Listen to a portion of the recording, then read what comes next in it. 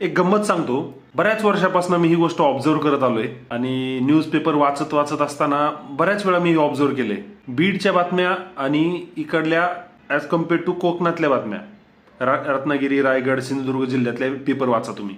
आता रत्नागिरीमध्ये पेपरमध्ये बातम्या पहा कशा असतात. मुसळधारेने वाढवली नद्यांची पातळी, पाऊस सुरू होताच बांधकामे थांबली, मैदानाजवळ दारू पिताना वृद्ध सापडला, नदीमध्ये गाय वाहून गेली, मध्येच एखादा रस्त्यामध्ये ट्रॅक्टर बंद पडला, अशा बातम्या असणार. त्याच ठिकाणी तुम्ही बीडच्या बातम्या बघा. कोणता पेपर काढा, कधीचा काढा बरं का. लोकमत आहे, आता लोकमत वाचतोय.